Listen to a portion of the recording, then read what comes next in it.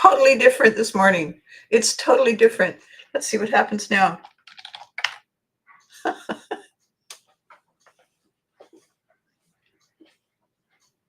Alrighty then. Good morning, hello, good afternoon, good evening, wherever it is you are in the world. Welcome back. I'm Abby Hagyard. Okay, so I come in, and I sit down and I turn on my computer and I go to my thing here, and it's totally different this morning. And I thought, all right, how interesting is this going to be? And it's turned out to be an amazing upgrade. So, by the way, on the topic, universe, hey, I got something for you. And so it is, and so it is. And I know I sound all dithery. It's just that a whole bunch of stuff just happened. So first things first, let us all take a moment. Let us all calm ourselves down, or wait for Abby to calm herself down. All right. A great friend of mine, Ryan Lethal, if you're watching, posted a quote, a definition of a word that I hadn't seen before, and I kind of made fun of it. Not the word itself, but that the definition wasn't my definition, and he had a bit of a reply. The word is lifequake, and when I read it, I looked at it and I thought, gosh, I wish I thought of that. Never mind. I will fling credit to whomever came up with it out into the world, and glom onto it with a glad cry. I think the best possible way to start the video today is that in the midst of something utterly shattering, utterly life altering, in that moment, while we're still staring, blinking, screaming, clutching, whatever it is we're doing, or just kind of there is something that we sense, I think, in the middle of the what is this? We sense something. It's not that it feels like everything is ending. It feels like something humongous is beginning, to me. Always has. And that when I brace myself, it's not for impact, it's for liftoff. And I think maybe that in itself is the nugget in all of this. We can look at things as if, and please comment, as if it is impending doom or an extraordinary explosion of something new. Either way. And there are moments right in the middle of it when we're not entirely sure, because we're a little busy. So we're not able to grasp. And I was just messaging with this brilliant woman who is off on the far side of the world with her child, who is about to compete in something extraordinary. And she sent pictures, and it mind-boggling. And I when I commented, all I could say was just wow. And her answer was, yeah, I'm a little overwhelmed. My vocabulary is a little missing this morning. And I said, maybe we just go with the keywords. We forget all of the links, just the keywords. Boo, boo, boo, boo. Kind of like fireworks. And today, after an extraordinary series of events yesterday and the day before, something has shifted for a lot of people, and certainly I'm one of them, in the middle of just what felt awful, what felt mind-numbingly, now what? And I think that for a lot of us, we're noticing it more A lot of us are saying something is really different. And I agree. I think something really is very different. And I think what has happened, what is happening for me personally, is that in incremental stages, thanks to technology, everything is connecting and triggering and nudging and supporting more quickly. The pistons are firing in a more rapid sequence. And we we know it's happening. We knew it was happening. We like watching things that take less time. We love the momentum of quick cutting. The idea that it feels faster when you have faster edits, and we're accustomed to that.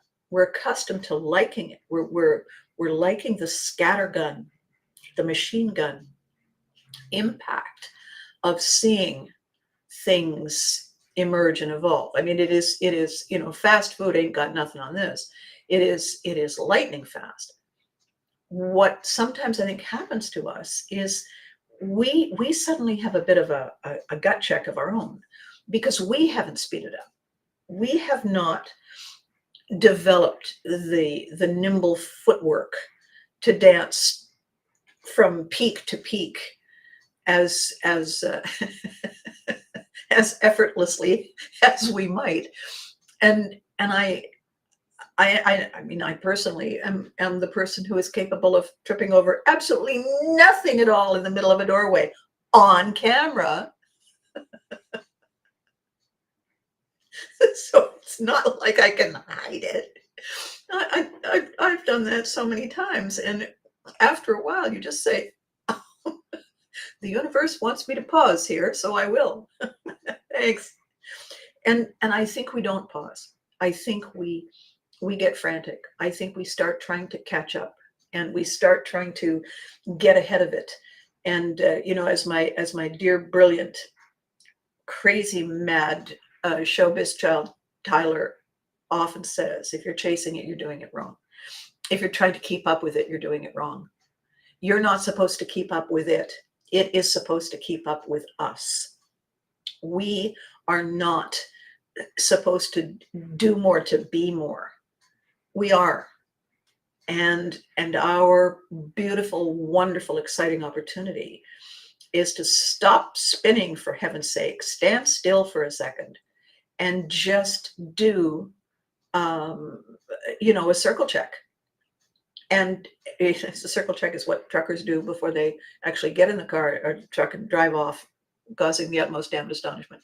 You check everything. You look under the hood, see if anything odd. You go around to make sure all the tires are facing the right way and not odd.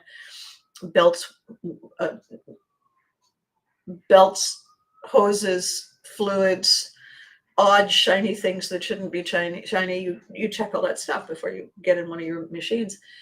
And I don't think we do a circle check often enough. And I think every time now, I've been now telling my clients, I want you to try to get into the habit of doing the 60-second self-check.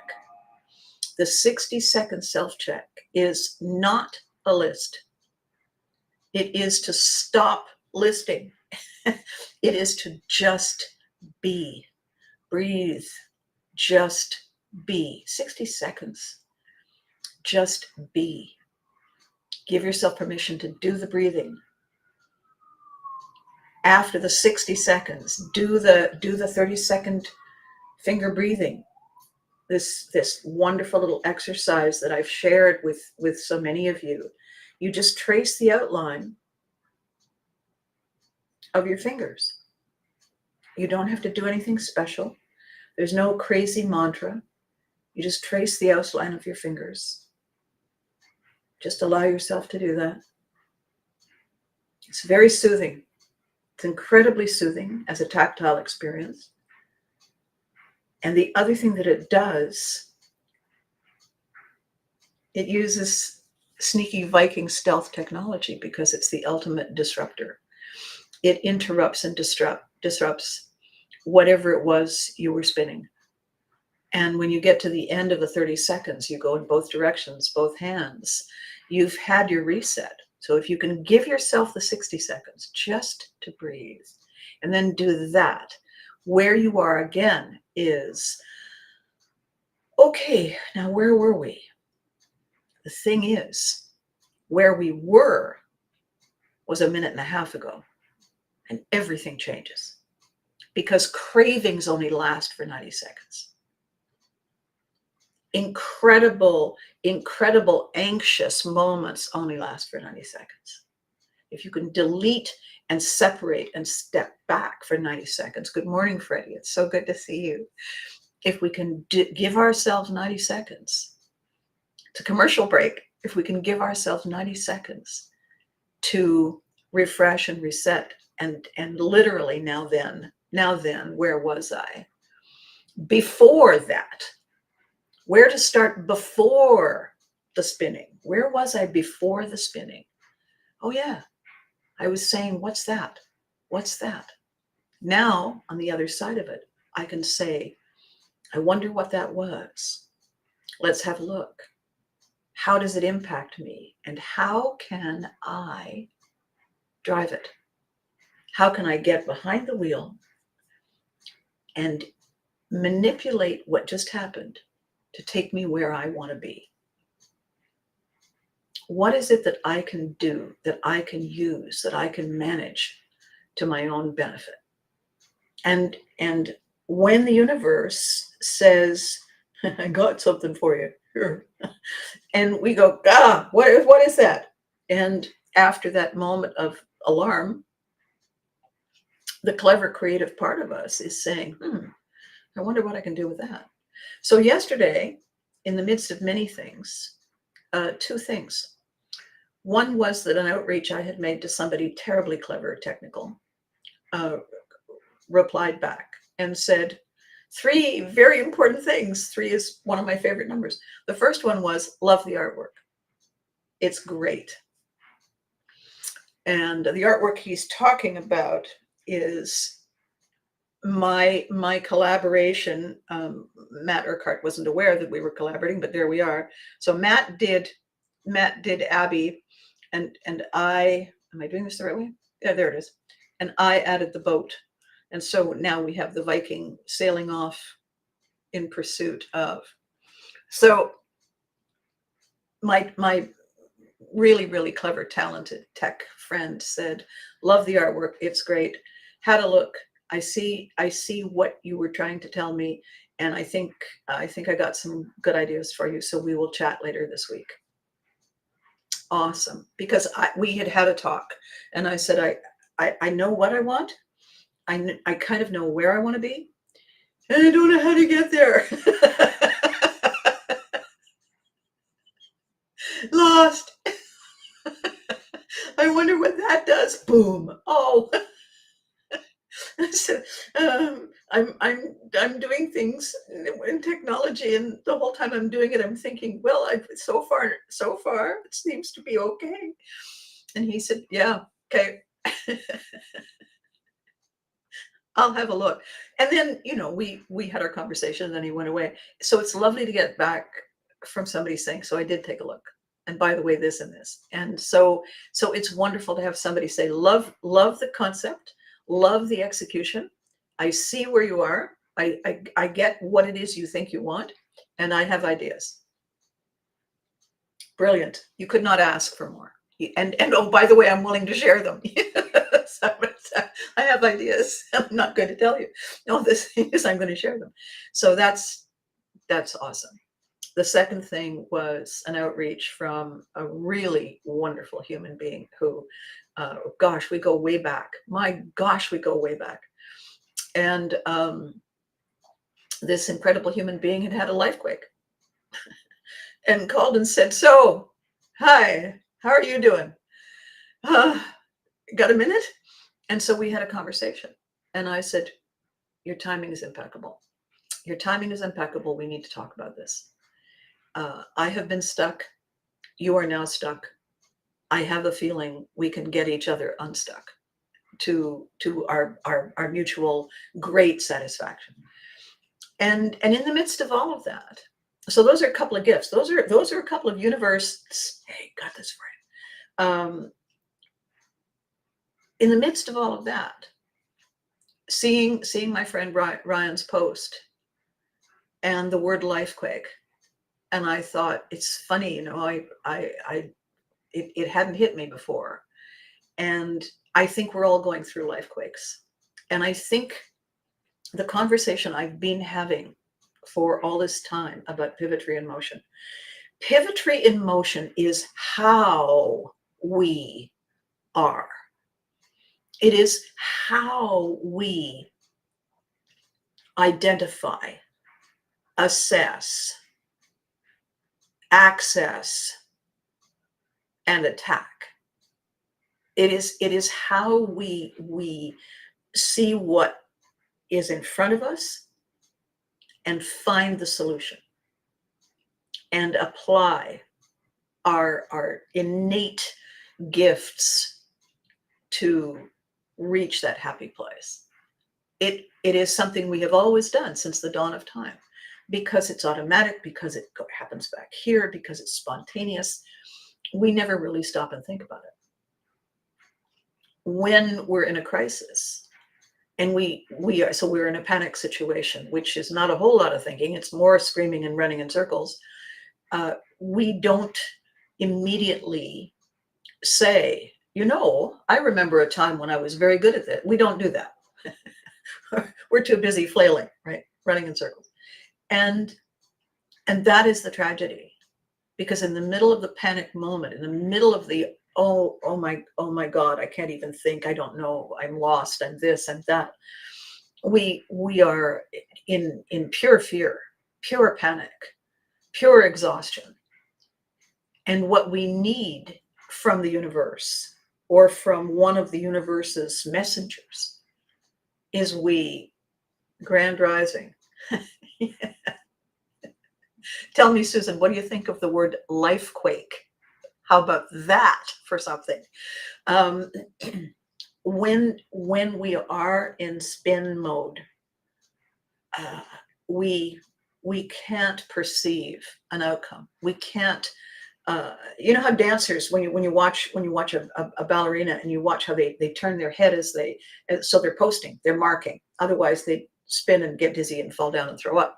So we don't realize that we have this ability innately to check and reset and go get. And without being aware of our skill, we are in react mode.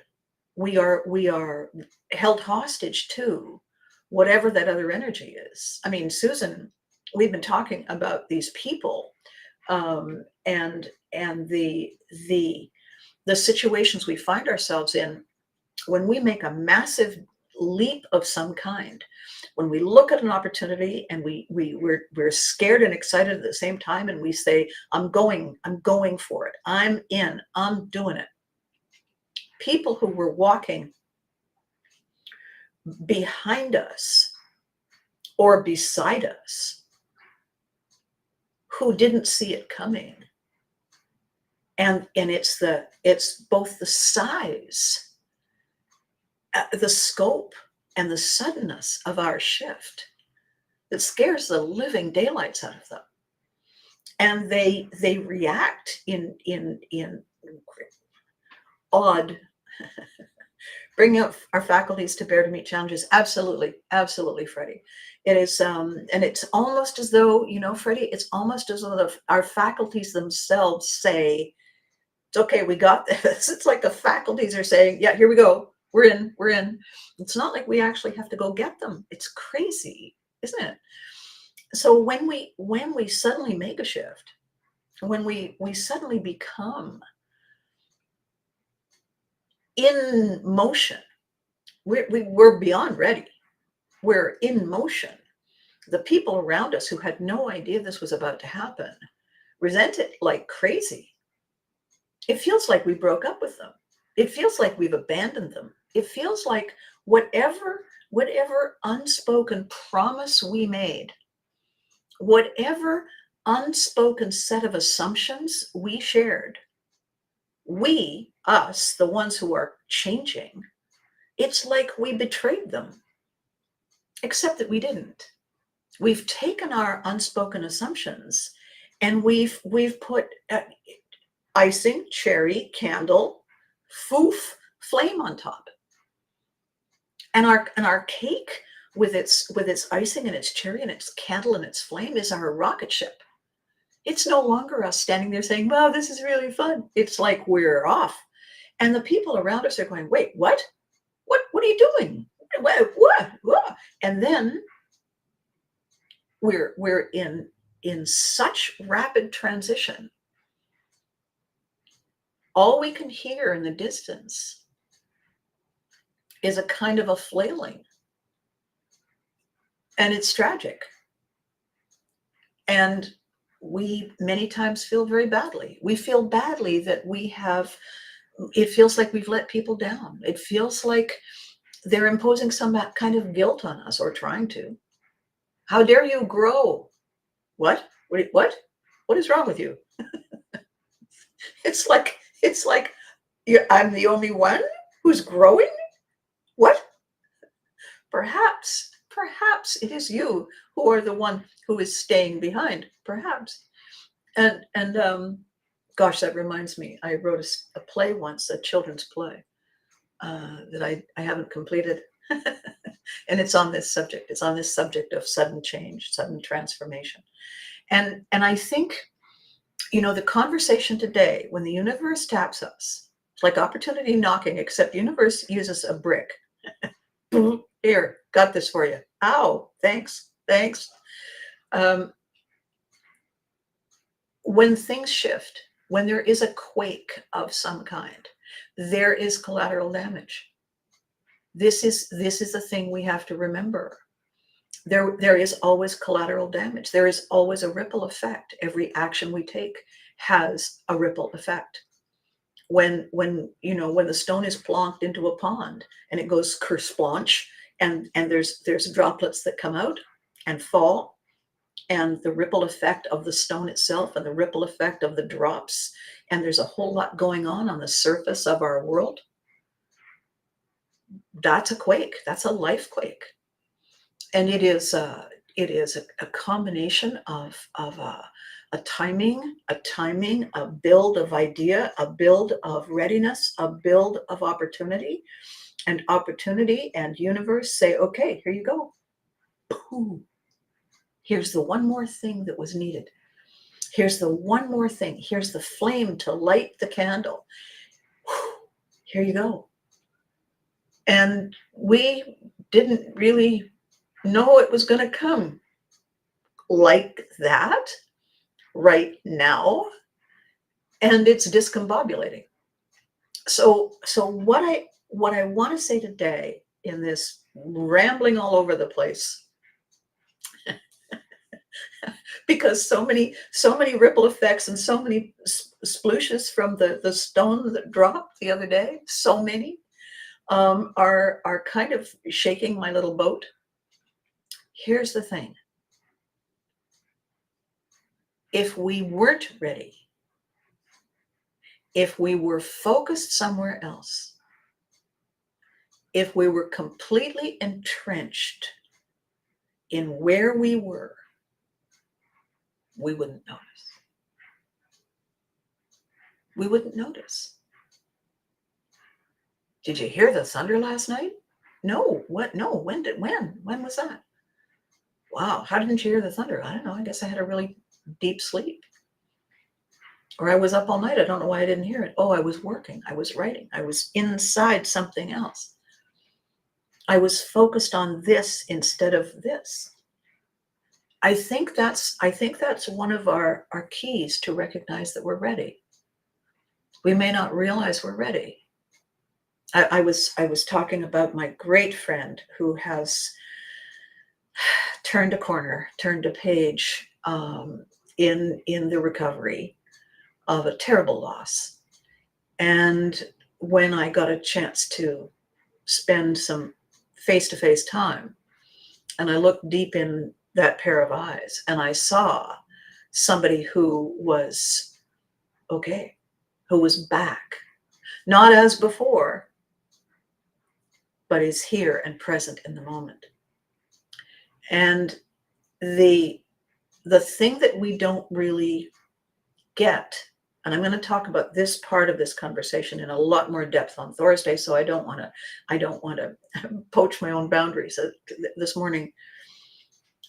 We can only see things through this filter until we turn our head and we look through that filter. We turn our head and we look through that filter and that perspective and that point of view and that readiness. We can only see one thing at a time.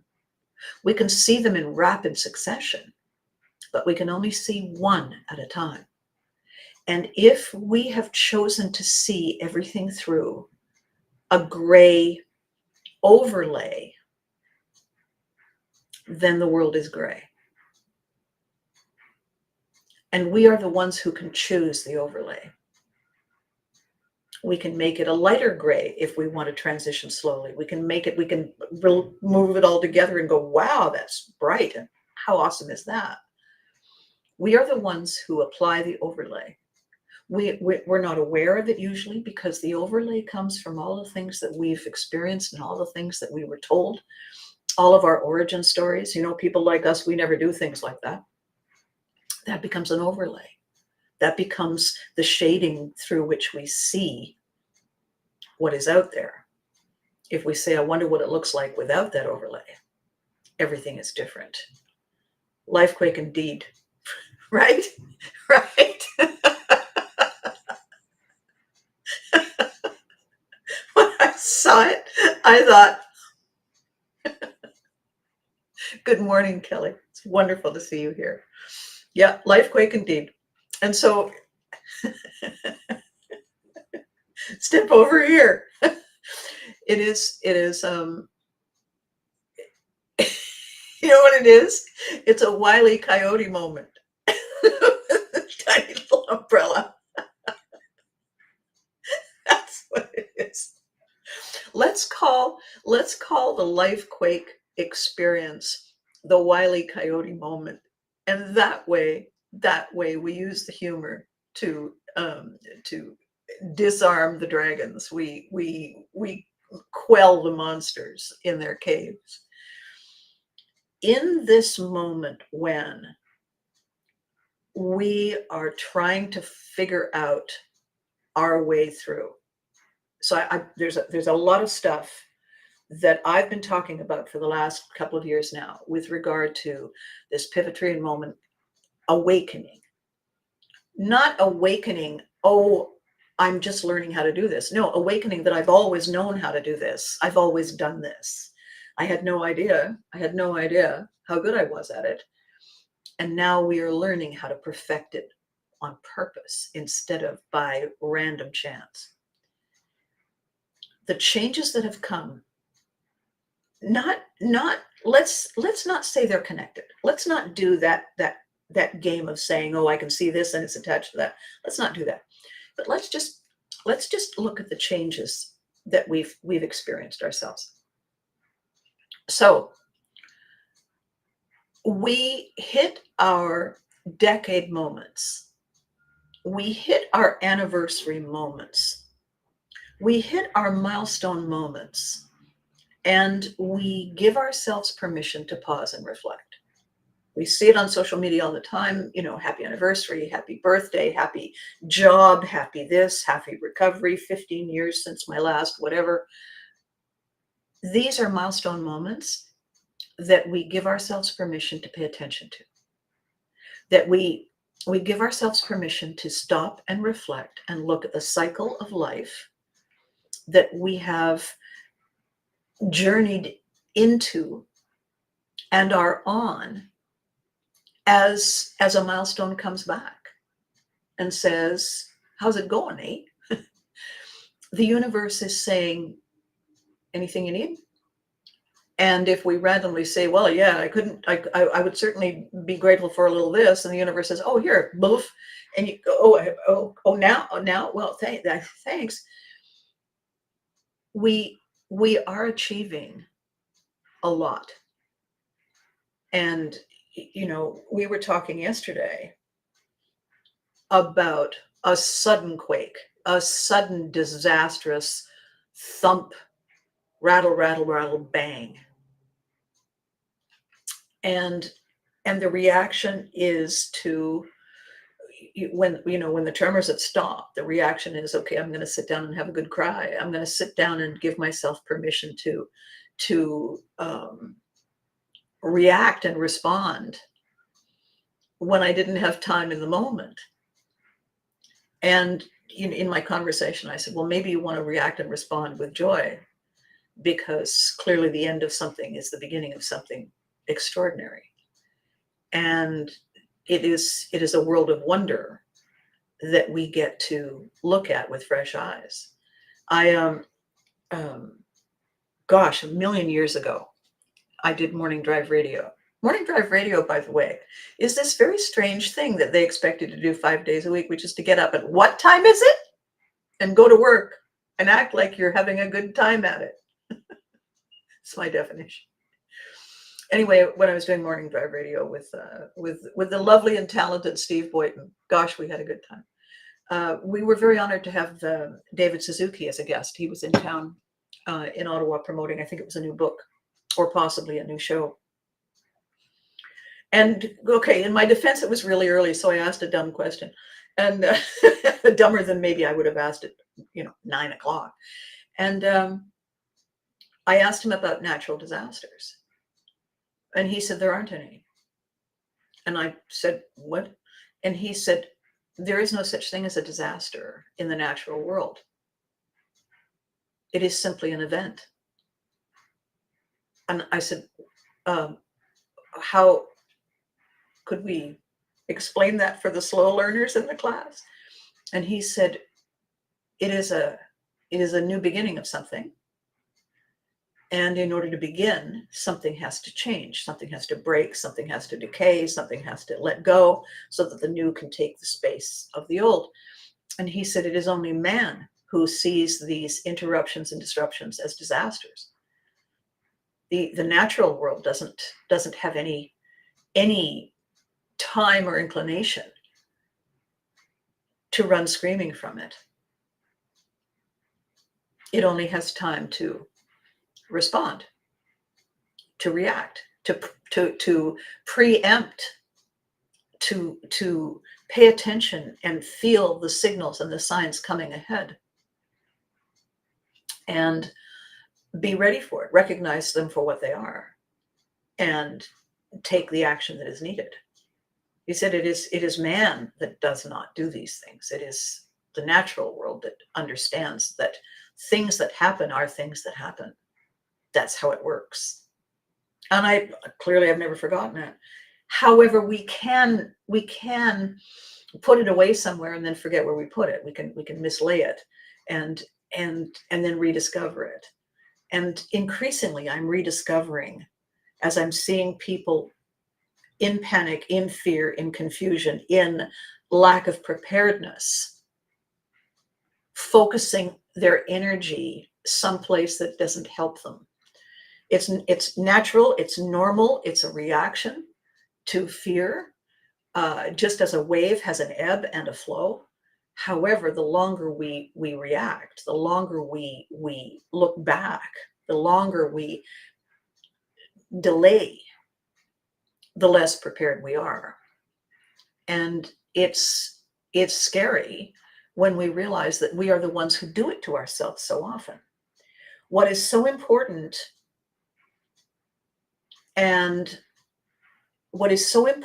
so valuable to us is to recognize that the letting go is the healing. The letting go is the intake of the fresh breath. The hanging on, the clinging to, is resisting change, is trying to stay someplace where no one is meant to be. And the longer we do it and the sadder we are and tougher it becomes to relinquish the white knuckle grip, the more we resist, the only people we hurt are ourselves, because everything around us is ready. Everything around us that is saying, hey, I got this for you, has included us, has chosen us to be in the loop. And if we're not excited, if we're not grateful, we can be surprised. We can stand stock still with our mouths open. However, we're included in it. We weren't left behind. We are the ones who choose to drag our feet. We are the ones who choose to be the last ones to get on the bus. And the question is, what does that do? How does that serve? And the answer is it doesn't. It doesn't serve at all. It doesn't mean I'm taking too long to grieve. It doesn't mean I don't deserve to just lie face down on the floor for a minute. I'll be with you in a second. I just need to breathe. The breathing is good, but the hanging on to is of no help to anyone, is of no help to the opportunity to say, come on, we got this. When the universe says, I got this for you, we were chosen to receive it. And I don't mean we were chosen to receive it. I mean, it's our turn. It's our turn. Why do you want to miss your turn? You just have to come around again and wait for it. Escalators, merry-go-rounds, roundabouts at intersections. If you miss your turn, you just got to keep going around and around and around until we all throw up. So today, if the universe is saying, Psst, I got this for you. See if you can do your 60 seconds to breathe, and then your 30 seconds to disrupt the pattern of panic and control.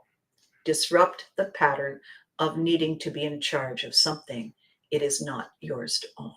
Disrupt that. And then say to the universe, sorry for the delay. Thank you. I can't thank you enough. For me, how awesome. Does it come with instructions? And then when you're ready to say, for me, does it come with instructions? You're in the boat. You're ready. You've just said, what if? Your little inner voice has just said, oh. So if you are getting a nudge, I did, Susan. I just did it. You joined me late. I did it earlier. Susan is just saying I should show you the 30-second finger thing. And what we all want to do is we all want to learn how to do that. And so I will get into the habit of reminding you, because Susan is right. You know, the fact that I assume, good morning, Charles. Listen, do not apologize for being late. That cat can have a procedure is a gift. And I am certainly grateful that she had it. I hope it is going well, went well, and I hope you are both well. I loved your post that you're ready for another trip to Canada. Come on up. So I'm going to quit this a little bit early today because there are miles to go before we sleep. There's a ton of things to take care of. and I don't want to be the last person on the bus. So I want to leave you with a couple of thoughts and remind you that I'm going to be following up on this in more detail on Thursday, which is right around the corner. As things change, more things change. The plonk of the stone in the pond creates splashes. The stone and the splashes create overlapping ripple effects. A couple of hints. Bend your knees. Keep your weight on the front part of your foot, on the ball of your foot, right just behind the toes. Keep your weight forward. Why? Because resistance is futile, my friends. Readiness is all. And everything that is coming is an opportunity to say, I choose, I choose, I choose. It is all an opportunity to choose the next path. It is all an opportunity to recognize that everything that was is a preparation for everything that is. And holding fast to what was delays the opportunity to taste, to sample, to savor what is now. And why would we do that? Why would we do that? If you're worried, if you're anxious, if you're concerned, because it has all been kind of a much of a muchness, we get it. We all feel that too. That's what the breathing is for. That's what the taking a break is for. That's what the opportunity to say, oh, I'm so glad I'm part of this tribe. I'm so glad I'm part of this. Strength in numbers. That is what it is for. Okay? So you know the drill. Be good to you. You deserve it. Keep taking the deep breaths. Remember to hug your loved ones because they deserve it too. And there will be more to talk about, more to share, more things coming and doing when I'm back here, same time on Thursday. And I really hope you'll join me, because knowing that you are part of this means the world. It means that we are having this conversation. Take your shoes off and walk in the grass. Yes, there's an idea. Susan is famous for it. Okay. Thank you. And I'll catch you next time. Mm-hmm.